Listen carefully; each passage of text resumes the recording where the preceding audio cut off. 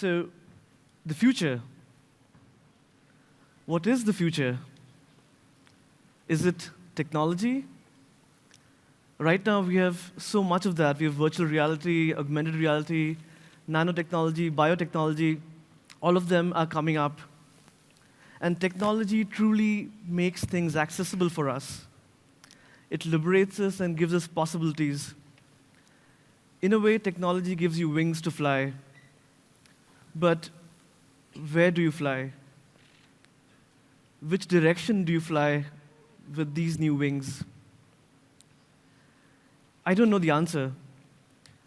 In my journey, I found the hints and clues of where to take technology by looking around me, by looking at people, at objects, and my own experiences, and taking them and going with the scent, following them to find a direction eventually.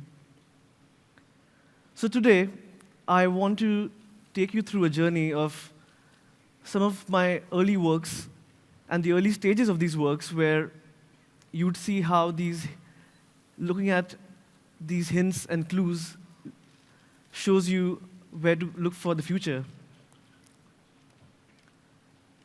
This was about a decade ago when I was still a teenager in my late teens, and I wanted to learn how to play the guitar. And I tried learning it. It just didn't work for me. You know, the whole idea that you need to be patient enough for months and months, try to learn it, even though you're making noise and not music. And this whole disconnection between the body of my teacher and the instrument in his hand, and my body and the instrument in my hand, and trying to learn through that medium just didn't work for me. So I started thinking of, what if my fingers become my teachers? What if my fingers themselves teach themselves and me how to play music? So I made this apparatus which has micro transducers. What it does is it gives you an illusion. It gives your fingers a sensory illusion of push or pull. So your fingers get a very subtle nudge of being pulled and pushed.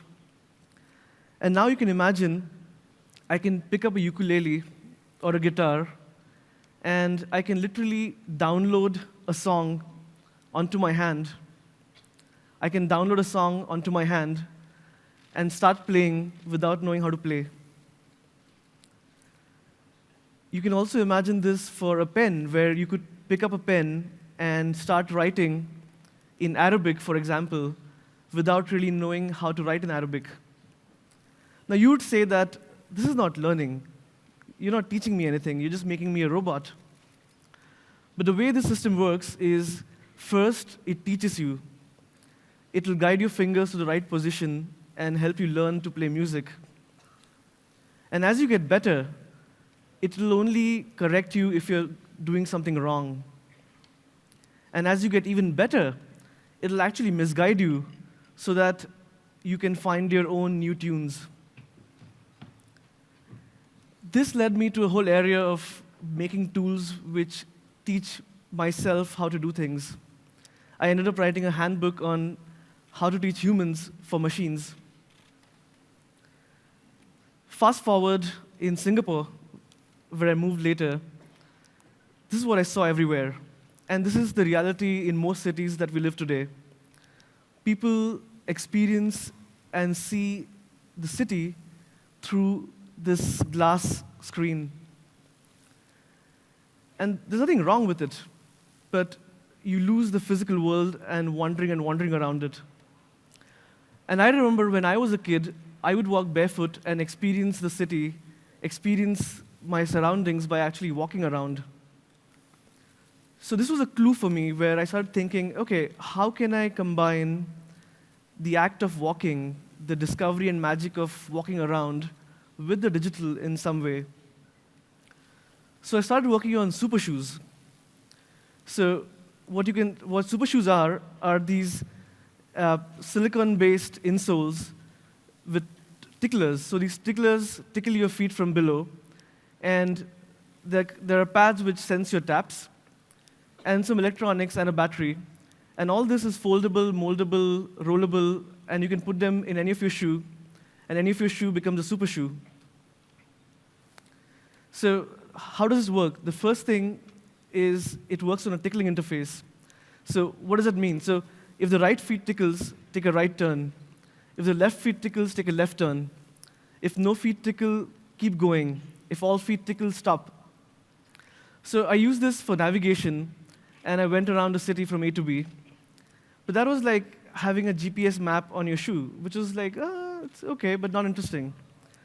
So I made this personality engine where you can tell the shoe what kind of food you like, music you like, what are your preferences, and so on and so forth. And the shoes know your location and your calendar from your phone. So now what happens is, for example, if I'm in Beijing right now, and the shoes know that I like lobster, so the shoes would tickle me, and they'll take me to a place which makes really good seafood without really telling me. They would also remind me if I need to pick up something while going home. But again, this was as good as having Yelp or some other app on your shoe. So I realized the thing that I was missing here was the art of getting lost. The art of getting lost is pretty much lost in our cities right now. We don't get lost anymore. We always know where to go. We know where we are. There's a beauty in getting lost. And now what you can do with these shoes is you can literally go anywhere you want. You can wander around the city, go to any street, get lost, and then you can tap your feet thrice, and it'll take you back home.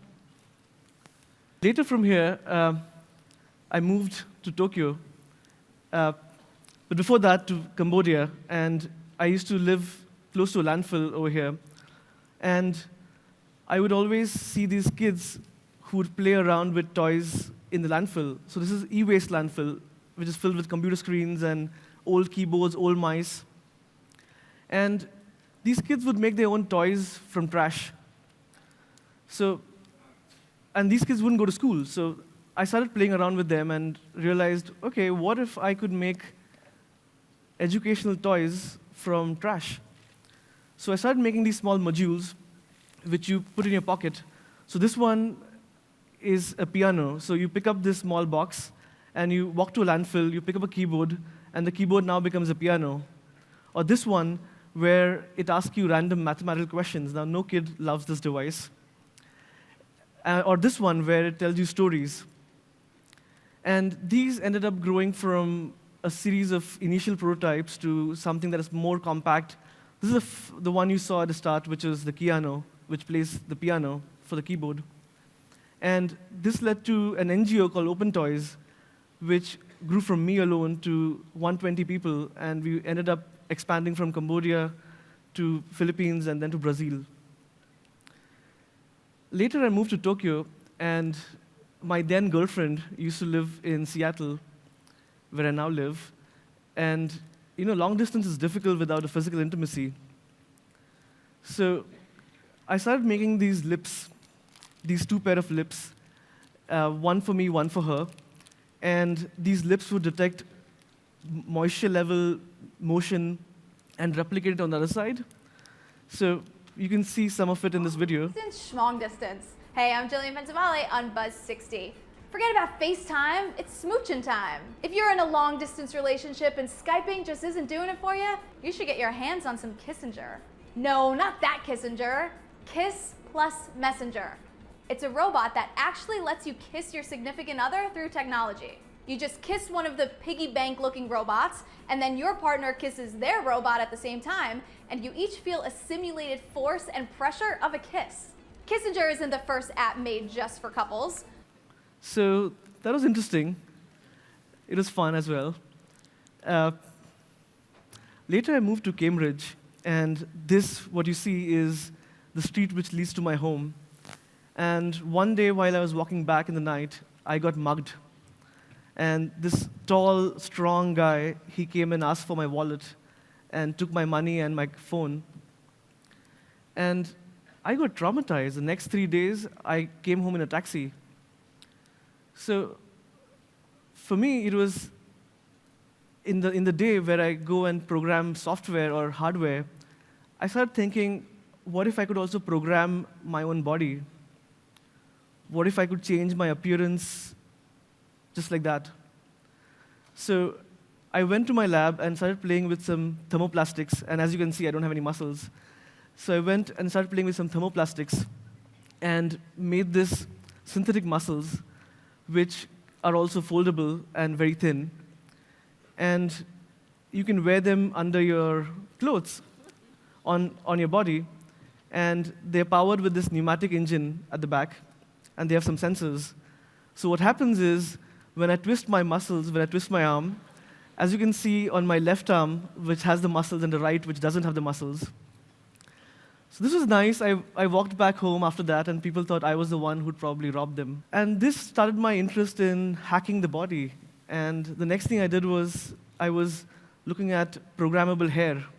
So you know all the hair that these beautiful models have in the magazine, and somehow you can never have that kind of hair? So what if you could take a picture of a model, and your hair moves and becomes like that? So this was the first prototype before it caught on fire. Also, my friend's hair caught on fire. But it was interesting. We ended up in this new area of body API. From here, I remember buying this 3D television years later. And it was amazing. You know, like you wear these glasses and you see everything in 3D. But obviously, it is not really 3D. It's an illusion to your eyes. You think you're seeing 3D, but your hands can't feel the 3D. You can see objects, but your hands see everything flat. So I wanted to mix the beauty of solids in our world. Like solids, if you see, you can hold them, grasp them, touch them, feel the texture. And you have liquids, which are easily malleable and deformable.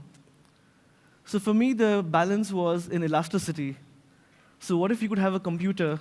What if you could have a computer display, a screen, which was elastic, and it could change shapes?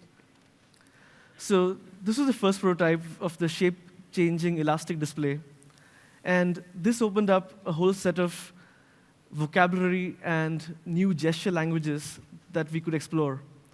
So now that you have this elastic display, you can essentially pull it down, you can push it up, you can expand it, you can compress it, you can warp it, and much more of these interactions. So to give you an example, let's take a terrain. So this is a terrain, a flat terrain, and you can push down to see the soil and water layers. You can pull up to see the atmospheric layer. You can pull and push simultaneously and stitch side by side 2 layers of soil and atmosphere. You can also pull out shapes. So this display has a shape memory. It remembers shapes. So you can pull out a mountain, and then you can prod to see minerals down there. It also acts like a touchscreen. So you can use your finger to draw a river, for example. And once you draw this river, you can use your fingers to pinch and expand or contract this river. If you want, you can actually also pull the entire display out, the whole screen, and you can explore the soil layers underneath. This led to a material which we call Obake. So you can imagine you can have an iPhone with an elastic display, and you can stretch it to become an iPad. You can stretch it more to become a tablet, a laptop, a desktop. You can wrap it around and make it into a cube. And you can use this display however you want. Much later, last year actually, I moved to Seattle, and I came across this photograph from 1960s of my father. And this photograph had developed all these stains and cracks, and it was beautiful. And when I looked at my own photographs from 5-10 years ago, which are on the cloud and the digital, they're still the same. 10 years ago and now, the photographs are still the same. It hasn't changed at all. And that made me think about time, about aging, about decay. And of course, you can write an algorithm or a filter to apply a filter to your photograph and make it look old. But that's not organic. So last year, I started playing around with bacteria. So right now, you have a computer whose base is 1 and 0, right? 1 and 0 in bits and bytes in silicon. But what if you could replace a silicon atom with a living cell, with a cell of a bacteria, still making a finite state machine, but basically this cell could be alive, could be dead, or it can multiply. So now you have a computer which hopefully would be able to be alive and eventually decay and die, and so would your data on it. And speaking of time, I think I'm almost out of time right now. So I think looking at all this, the only thing I would want you to take away from it would be that the future is not tomorrow. Tomorrow is too late. The future is today, and it's around you, in the small hints and clues, in your experiences, in the people you meet, and the objects that you see. Welcome to the future. Thank you.